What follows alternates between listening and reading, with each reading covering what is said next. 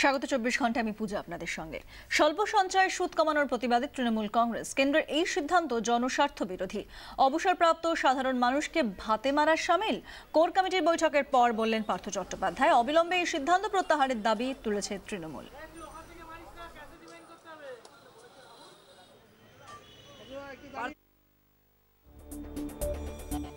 প্রবীণ মানুষদের উপর অবসরপ্রাপ্ত কর্মীরা যারা নিজেরা টাকা রাখছেন ক্ষুদ্র স্বল্প সঞ্চয়ে, তাদের উপরে আবার আঘাত আনছেন।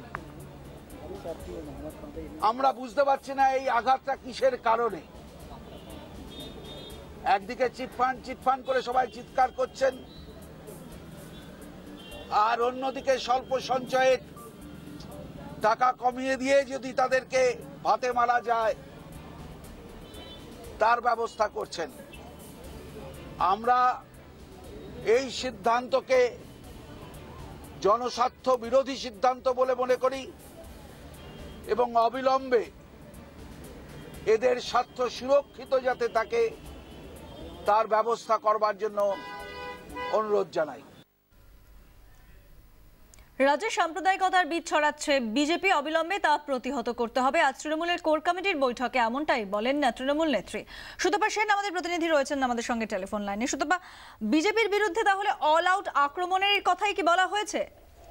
হ্যাঁ, একদমই তাই। দেখো, বারবারই যেটা বলা হচ্ছে যে বিজেপি রাজ্যে সাম্প্রদায়িক উস্কানিমূলক কর্মকাণ্ড করছে এবং বিভিন্ন জায়গায় ছড়িয়ে দেওয়ার একটা চেষ্টা হচ্ছে। আজকের কোর কমিটির মিটিংয়েও কিন্তু মুখ্যমন্ত্রী এই বিষয়টির উপর জোর দিয়েছেন এবং তিনি দলীয় নেতৃত্বকে একেবারে নির্দেশ দিয়েছেন, একদিকে যেরকম লিফলেট বা পুস্তিকা প্রচার করা হবে এবং সেই পুস্তিকার মাধ্যমে একদম নিচের স্তর পর্যন্ত এবং সাধারণ মানুষের মধ্যে কিভাবে প্রচারটা নিয়ে যাওয়া যায় সেরকম নির্দেশ দেওয়া হয়েছে। অন্যদিকে কিন্তু দলীয় নেত্রীকে যেটা তিনি বলেছেন যে এই সাম্প্রদায়িক উস্কানির যে বিপদ, সেই বিপদ থেকে রাজ্যের মানুষকে বাঁচাতে হবে এবং তার জন্য এখন থেকেই একেবারে ডে 1 থেকে রাস্তায় নেমে পড়তে হবে, আন্দোলন করতে হবে, মানুষকে বোঝাতে হবে, মানুষের কাছে পৌঁছাতে হবে। কোনো অবস্থাতে এই বিষয়টা অবহেলা করা যাবে না, কারণ এর ফলে যে রাজ্যে যেরকম ভাবে এই সাম্প্রদায়িক উস্কানি এবং সাম্প্রদায়িক যে সম্প্রীতি নষ্ট হচ্ছে সেই বিষয়টাকে যথেষ্ট গুরুত্ব দিয়ে তিনি দেখছেন এবং সেটাই দলীয় নেতৃত্বকে আজকে বোঝানোর চেষ্টা করেছেন। সুতপা, তুমি আমাদের সঙ্গে থাকো, কারণ আরেকটা বিষয় তোমার কাছে আমরা জানবো। কারণ জেল থেকে ছাড়া পাওয়ার পর এই প্রথম তৃণমূলের কোর কমিটির বৈঠকে মদন মিত্র উপস্থিত ছিলেন। গত সেপ্টেম্বরে ছাড়া পান মদন এবং তারপর এই প্রথম বৈঠকে এলেন তিনি। আবার চলে যাবো, আমাদের প্রতিনিধি সুতপা রয়েছেন টেলিফোন লাইনে। সুতপা, মদন মিত্র তিনি গেলেন আজ বৈঠকে, তিনি কি বললেন এবং তৃণমূল সুপ্রিমো তিনি বা কি বললেন? দেখো, আজকের বৈঠকে মদন মিত্রকে তৃণমূল সুপ্রিমো তিনি নিজেই ডেকে পাঠিয়েছিলেন বলে আমরা জানতে পেরেছি এবং সেই বৈঠকে তিনি আসার পরে তাকে বলেন যে তোমার প্রতি অবিচার হয়েছে, তুমি মন দিয়ে মাথা ঠান্ডা রেখে কাজ করো। অর্থাৎ দলীয় সংগঠনে আরো একবার মদন মিত্রের অন্তর্ভুক্তি হলো এবং সক্রিয়ভাবে তিনি এখন থেকে দলীয় সংগঠনে কাজ করবেন, এটাই পরিষ্কার হয়ে গেল। এর আগে আমরা গত কয়েক মাস ধরে যে চিত্রটা দেখছিলাম বা যখন মদন মিত্র জেলেও ছিলেন তখন কিন্তু দেখা যাচ্ছিল যে দলের তরফ থেকে কেউ তার সাথে সেভাবে যোগাযোগ রাখছিল না।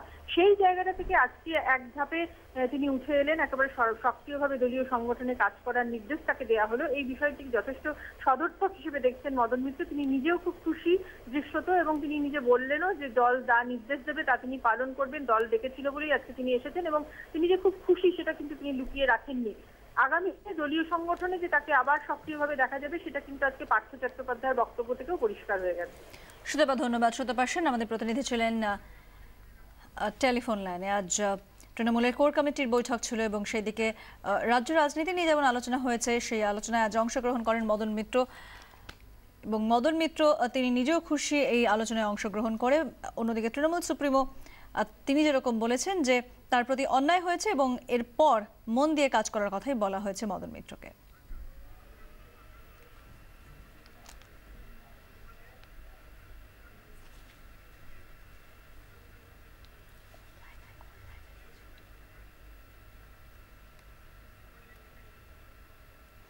আজ গোঘাটে বিকাশ ভট্টাচার্যের ওপর আক্রমণ হয় এবং আরো সেভ ডেমোক্রেসি যারা সদস্যরা উপস্থিত ছিলেন তাদের উপর আজ আক্রমণ হয় এবং তারই প্রতিবাদে আজ সিপিএম রাস্তায় নেমেছে, প্রতিবাদ মিছিল চলছে তাদের।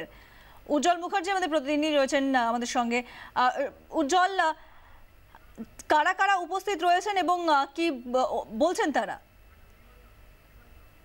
1টা নাগাদ ঘটনাটা ঘটে এবং বিকাশ ভট্টাচার্য সহ সেফ ডেমোক্রেসির যারা সদস্য ছিলেন তারা যাওয়ার পর সেখানে আক্রান্ত হন। তাদের সিপিআইএম এর অভিযোগ যে এই আক্রমণকারীরা সকলে তৃণমূল কংগ্রেসের সঙ্গে যুক্ত। এরপরই কিন্তু কয়েক ঘন্টার মধ্যে সিপিএম এর নেতৃত্ব সিদ্ধান্ত নেন যে গোটা রাজ্য জুড়ে মিছিল সংগঠিত করা হবে, প্রতিটা জায়গায় মিছিল হবে এবং কলকাতাতে একই সঙ্গে মিছিলের ডাক দেওয়া হয়। মাত্র 3 ঘন্টার নোটিশে মিছিল মৌলালির কাছ থেকে শুরু হয়েছে এন্টালি মার্কেটের সামনে থেকে এবং শিয়ালদা কোর্ট পর্যন্ত মিছিল যাবে। মিছিলের নেতৃত্বে রয়েছেন সূর্যকান্ত মিশ্র, রয়েছেন বিমান বসু, বিকাশ ভট্টাচার্য যিনি আক্রান্ত হয়েছেন তিনি নিজে এসেছেন এবং তিনি জানাচ্ছিলেন যে কি ঘটনা ঘটেছে। তারা গাড়ি নিয়ে যাওয়ার সময় কিভাবে তাদের গাড়ি ঘিরে ধরা হয়, কিভাবে তাদের উপর শারীরিক নির্যাতন করা হয়। ভারতী মুৎসুদ্দি তিনিও উপস্থিত ছিলেন, প্রাক্তন বিধায়িকা, তার উপরই আক্রমণ সংগঠিত হয়েছে এবং এটা কিন্তু শুধু সিপিএম এর পক্ষ থেকে না, বামফ্রন্টের পক্ষ থেকে আজকে রাস্তায় নেমেছেন নেতৃত্ব। আমরা দেখতে পাচ্ছি সিপিএম এর প্রথম সারির প্রায় সমস্ত নেতৃত্ব তারা রয়েছেন এবং এই কয়েক ঘন্টার নোটিশের মধ্যে যে সমস্ত সদস্যরা খবর পেয়েছেন, বিশেষ করে আমরা দেখতে পাচ্ছি আইনজ্ঞ যারা রয়েছেন, আইন মহল, আইন পেশার সঙ্গে যারা যুক্ত রয়েছেন, তারাও কিন্তু আজকে মিছিলে পা মিলিয়েছেন এই আক্রমণের ঘটনার প্রতিবাদ জানাতে। ধন্যবাদ উজ্জ্বল মুখার্জি, আমাদের প্রতিনিধি ছিলেন টেলিফোন লাইনে। কত করবো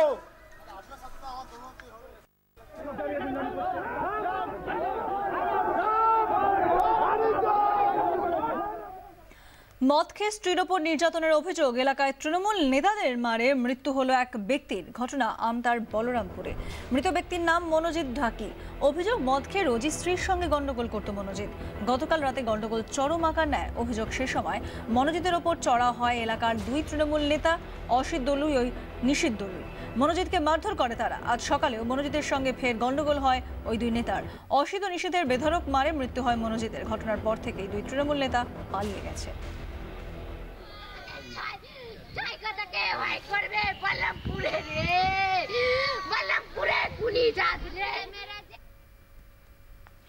আধুনিকতার কোনো স্পর্শই তখনও এই অঞ্চলে পড়েনি।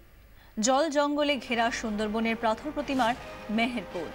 আলো নেই, বিদ্যুৎ নেই, নেই শিক্ষার পর্যাপ্ত ব্যবস্থা। সমাজ সভ্যতা থেকে বহু দূরে এ যেন এক বিচ্ছিন্ন দ্বীপ। গ্রামের ছেলেপুলেদের পড়াশোনার ইচ্ছে থাকলেও উপায় নেই। সে সময় কোনো হাই স্কুল ছিল না এলাকায়। সময়টা 1990। অন্ধকারে আলো জ্বালাতে এগিয়ে আসে এলাকারই 6 শিক্ষিত তরুণ। ঘরের টাকায় তৈরি হলো স্কুল, মেহেরপুর তুলসী রানী বিদ্যাপীঠ। এলাকার মানুষের কিছুটা সাহায্য নিয়ে তৈরি হলো স্কুলের চালা ঘর। 97 সালে এই স্কুলের ছাত্ররা অন্য স্কুলের সাহায্য নিয়ে প্রথম মাধ্যমিক দেয়। এরপর সময়ের সাথে সাথে বেড়েছে পড়ুয়ার সংখ্যা। বর্তমানে পড়ুয়ার সংখ্যা প্রায় 450। শিক্ষক অশিক্ষক কর্মচারীর সংখ্যা 13 জন। স্কুলের কিছু পড়ুয়া মাস্টার ডিগ্রি করে সম্পূর্ণ বিনা বেতনে এই স্কুলে শিক্ষকতার কাজই বেছে নিয়েছেন, কিন্তু এখনো এই স্কুল মাধ্যমিকের তকমা পায়নি। স্কুলের পাকা ছাদও হয়নি। বর্ষাকালে টালি আর প্লাস্টিকের ছাউনি চুয়ে জল পড়ে স্কুল ঘরে। তবু অদম্য স্বপ্নের কাছে হার মানেননি কোনো বাধা। ঝড় ঝাপটা দুর্যোগ উপেক্ষা করেই চলছে স্কুল। অন্ধকার গ্রামে জ্ঞানের আলো জ্বালার স্বপ্নে বিভোর স্কুলের শিক্ষকরা।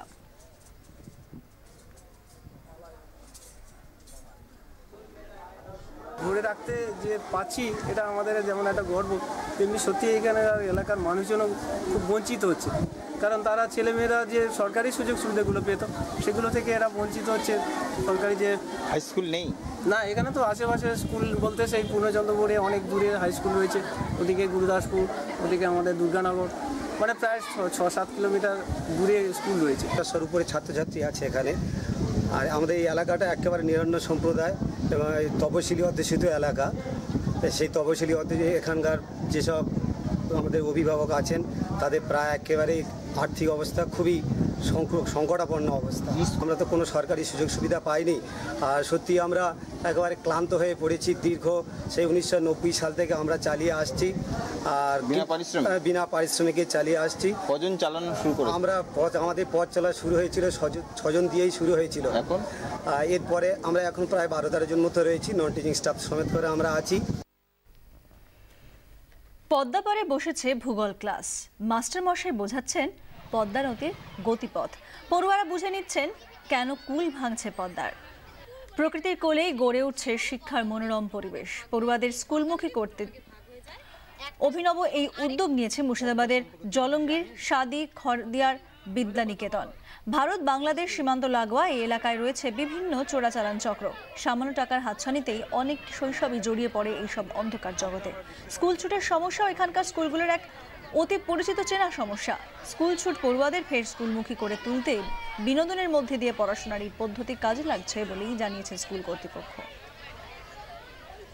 স্কুলটাকেই পাট পাট করে বাইরে নিয়ে আসা, আনন্দ দেওয়া, প্রকৃতির কোলে পাঠ নিয়ে তাদেরকে বাস্তব অবস্থা সম্পর্কে করা এবং তাদের একটু মানসিকভাবে আনন্দ দেওয়া, এটাই ছিল মূল ভাবনা। আজকে এখানে ক্লাসে আমরা পদ্মা নদী সম্পর্কে ম্যাম স্যার যেটা বলছে সেইটা সম্পর্কে আমরা বুঝতে পারছি। ভালো লাগছে যে প্রকৃতির সামনে পদ্মা নদীকে দেখে সমস্ত কিছু চার দেয়ালের মধ্যে না দেখে প্রকৃতির মধ্যে দেখে আমার খুবই এটা ভালো লাগছে। সারা জীবন এটা ক্লাস হলে খুবই ভালো হতো। ক্লাসে ভালো লাগে না? হ্যাঁ, ক্লাসেও ভালো লাগে। ওই ম্যাম যেটা বোঝায় ক্লাসের মধ্যে সেটা তো বোর্ডে খুবই ভালো লাগে। ওটাও এটা তো প্রকৃতির মধ্যে আরো বেশি ভালো লাগে।